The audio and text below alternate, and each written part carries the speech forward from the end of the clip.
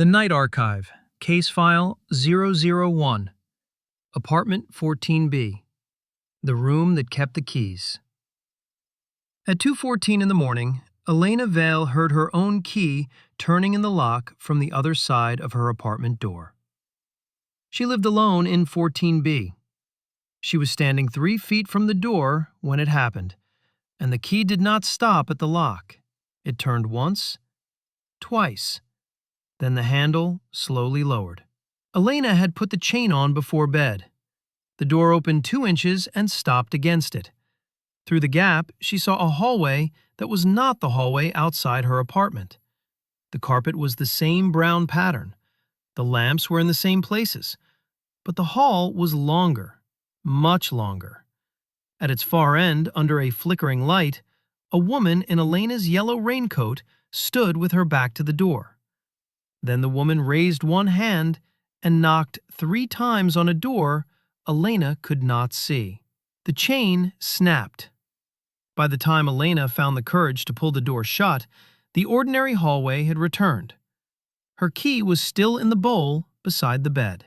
This is the Night Archive case file for Apartment 14B, Bellwether House, a missing tenant, a building with an extra corridor, and a room that appeared to keep every key it had ever been given.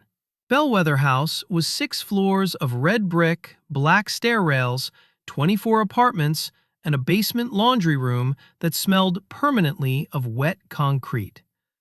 The landlord, Martin Kessler, described it as quiet. The previous tenant of 14B had left furniture behind, but Kessler said the woman had moved overseas in a hurry. Elena took the apartment because the rent was low and because the windows faced the river. For the first week, nothing happened.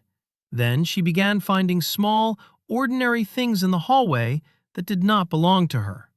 A damp glove, a bus ticket punched for a route that had closed years earlier, a child's silver shoe buckle. Each object appeared outside 14B between midnight and sunrise. Each object vanished by breakfast. Elena called Kessler after she found a ring of keys on the carpet. There were 9 keys on the ring, all old, all tagged with tiny white labels. The labels were blank. Kessler came upstairs, looked at the keys, and became so pale that Elena thought he might faint. He told her to leave them where they were, not to touch them, not to photograph them, not to open her door if she heard someone use a key after 2 in the morning. When Elena asked why, he said only this: if the corridor is looking for a room, it starts with the keys. Then he took the stairs down instead of the elevator. Elena did photograph the keys. The image on her phone showed only empty carpet. That night, she set a camera facing the front door. At 2:14, the footage blurred into gray static for exactly 19 seconds.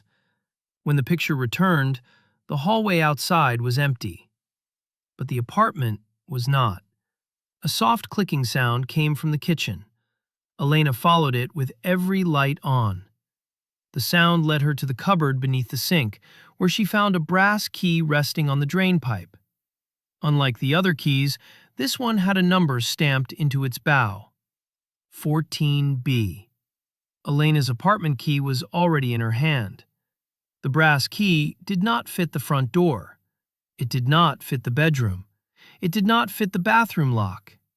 It fit a narrow, unmarked door at the end of the 6th floor hall. Elena had passed that door every day. She thought it was a utility closet. Kessler had told her it was sealed. At 2:14, the key turned without resistance. Beyond the door was a second hallway. It ran parallel to the building, but it was impossible inside the structure. The walls were covered with faded floral paper. Apartment doors lined both sides. Every number had been removed except one. At the far end, 14B. Elena did not enter. She stood in the doorway and listened. From behind the distant door came the sound of someone carefully sorting keys across a table. The next morning, Elena went to the city records office. The clerk could not find Bellwether House under that name. After an hour, he found the address under a previous designation. The Bellwether Residential Annex, constructed in 1928 and partially renovated after a fire in 1974. The report on the fire was brief. 1 resident had died. 7 were never identified. The 6th-floor corridor had suffered the worst damage. There was no apartment 14B in the original plans. There was, however, a room marked Key Steward. It sat beside the old service lift, directly where the unmarked door should have been. Elena found an archived newspaper article about the missing tenant, Mara Lynn. Mara had not moved overseas.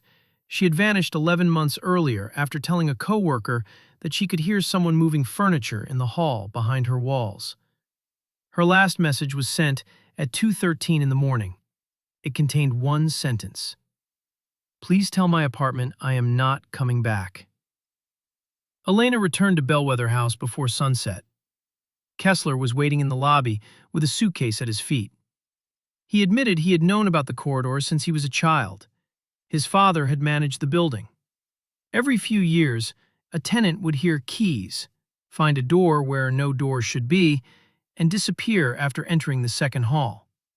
Kessler said the corridor did not take people at random. It took people who began treating 14B as home. The building wanted a steward, someone to keep the rooms open, someone to collect what was left behind. Elena demanded to know why Kessler had rented her the apartment. He looked at the 6th-floor ceiling for a long time before answering. "Because it had been empty for 11 months, he said, "and empty rooms make it restless." That night, the entire building lost power at 2:14. Emergency lights glowed red along the stairs. Elena heard doors opening on every floor, then shutting one by one. The sound traveled upward until only the 6th floor remained. Her front door unlocked itself. Outside, the ordinary hallway had stretched into the second corridor. Every apartment door stood open. Inside each room was a different version of Bellwether House. Wallpaper before the fire, furniture from the 1950s, rooms filled ankle-deep with river water, rooms with no windows at all. At the end of the hall, 14B was open. Elena walked toward it because the brass key in her pocket had become hot enough to burn. The room beyond was not her apartment. It was a windowless office with a long wooden table. Thousands of keys covered its surface. Some were modern, some were black with age. Every key had a paper label tied to it. This time, the labels were not blank. They carried names. Mara Lynn, Thomas Kessler, Elena Vale. Elena found Kessler's name first. His key was still warm. Behind her, someone began to breathe. It was Mara, or something that had learned Mara's face from the room. She stood in the doorway, wearing a yellow raincoat. Her skin had the gray, wet look of old paper. In one hand, she held a ring of keys. In the other, Elena's apartment key. Mara said she had been trying to leave for 11 months. The corridor would not let her go because Kessler had never returned the building's master key after his father died. Every missing tenant, she explained, was not dead. They were held in rooms the corridor had folded away. The key steward could open those rooms, but only by choosing which door to close behind them. The table began to shake. Keys jumped and spun across the wood. From the open doors along the hall, voices called Elena's name. Then Kessler appeared at the far end of the corridor. He was not running toward Elena, he was running away from something behind him. The service lift doors opened at the end of the hall. Inside was darkness, deeper than the shaft should have allowed. A hand reached out and caught Kessler by the collar. He screamed one word. "Steward!" Mara pushed Elena toward the table. "Pick a key," she said. "One room opens, one room closes. That is how it stays fed." Elena saw her own name on a key near the center. She saw Mara's key beside it, and beneath both of them, she saw a third key, old and polished, labeled Bellwether House. It had no number. Elena understood then that the corridor did not belong to the building. The building belonged to the corridor. She took the key labeled Bellwether House and put it into the lock on the office door. The lock turned. Every door in the second hallway slammed shut at once.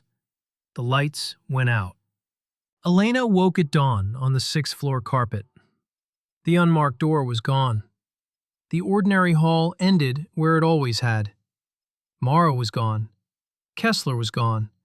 The building manager's office had been emptied overnight, as if no one had ever worked there. But 14B was still hers. On the kitchen table, Elena found a single key with a white paper label. The label read, "Returned."